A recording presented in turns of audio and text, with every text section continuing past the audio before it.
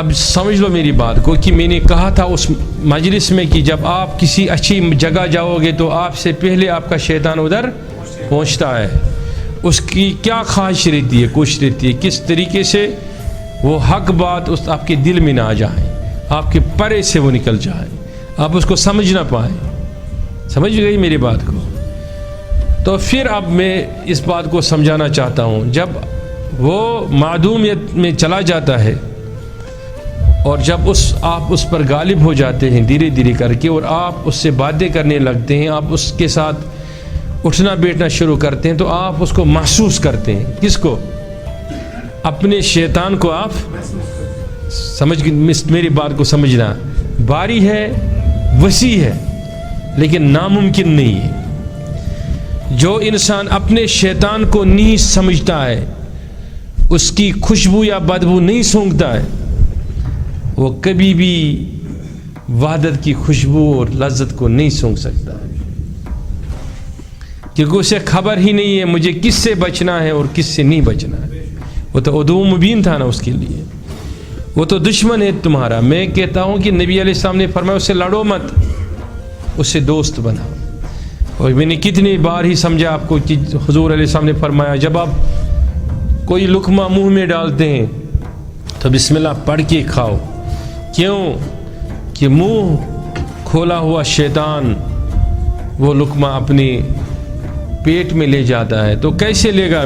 آپ کے پیٹ میں چلا گیا وہ لقمہ, شیطان کے پیٹ میں کیوں چلا گیا؟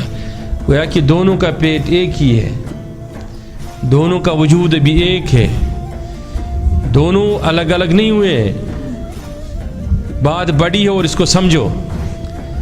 مرشد کا یہ مطلب ہے کہ اس کے ارشاد سے پہلے آپ جو ایک آپ ہو چکے اس کو دو حصوں میں تقسیم کرو, دو ہو جاؤ.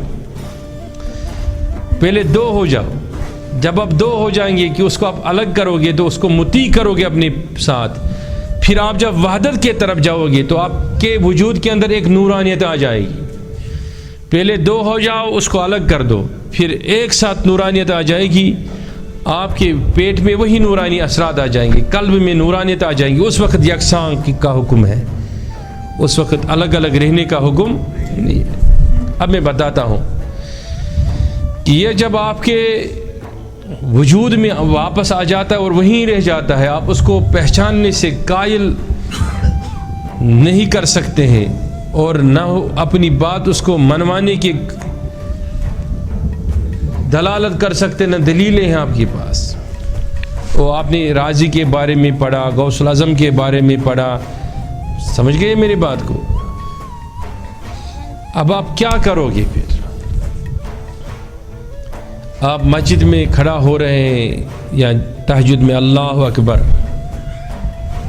اس کو بتا رہے ہیں تو ہی بڑا ہے, اللہ سب سے. جب آپ بولو میرے طرف دیکھ کے بولو, یہ جب آپ بولتے ہو نا اللہ ہو, سچ بولنا.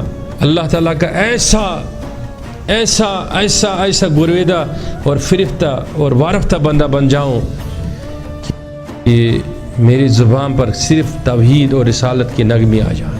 چاہتے ہیں نا آپ سب؟ جب ہم اللہ اکبر بولتے ہیں, کس کو؟ ایک لمحے کے لیے بولو. جب آپ میرے پاس آتے ہیں یا کسی بھی دوست رشتہ دار احباب کے پاس جاتے ہیں, خود کو بند سور کے لے جاتے ہیں نا, پھر جب جاتے ہیں تو کتنی ادب سے پیش آتے ہیں. تو اللہ کے سامنے جب اپنے اللہ اکبر کیا تو وہ شیطان بڑا خائف ہوا, اندر ہی بیٹھا تھا, اس نے آپ کا ورگلانا شروع کر دیا, دائیں سے بائیں, بائیں سے دائیں. تو کس سے باتیں کر رہا ہے؟ اور سارا من جو ہے وہ کس کی طرف دوڑ رہا ہے؟ دنیا کی طرف. کیونکہ ابلیس تو آپ کو معلوم ہی نہیں نا, وہی آپ کو لے جا رہا ہے.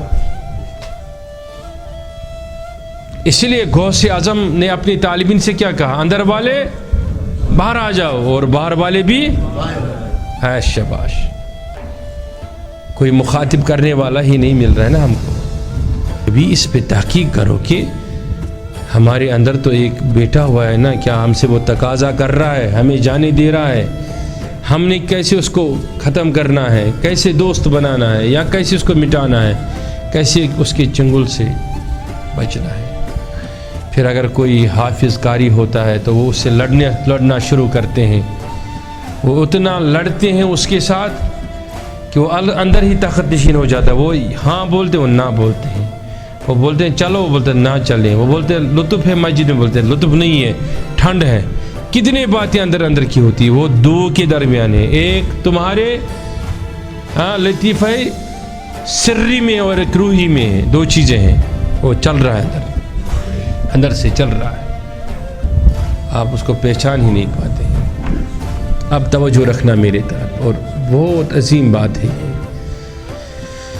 कि ये तारुज़ जो शुरू हो गया ना, ये तारुज़ जो शुरू हो गया, ये इतना वसी तारुज़ है कि ये चीज़ एक तो इज्तिहादी सूरत में भी लड़वाता है अंदर से, और बाहर से नबियों रसूलों के साथ भी बहस करता है। हम तो ठहरे हकीर फ़कीर लोग जो गुनाहों के लत में रात दिन शराबोर है। मेरी तरफ तवज्जो है। वो ऐसे लोग, आपने सुना है ना, इब्राहिम चले गए अलैहिस्सलातु वस्सलाम, तो शैतान आया, उसने कहा कहाँ जा रहे हो इस्माइल को लेके, आप क्यों उसको ज़बह कर रहे हैं? कोई कि वो उससे भी लड़ रहा है, उससे भी बता रहा है कि ये ठीक रास्ता। गौस आज़म मकाम कुतबियत पे उसको देखता है, कहा कि तेरे लिए सारी चीज़ें हलाल हो गई। तो उसको आपने पहचानना है, देखना है। कैसे देखोगे कि ये संगति मुर्शिद के बगैर मुमकिन ही नहीं है।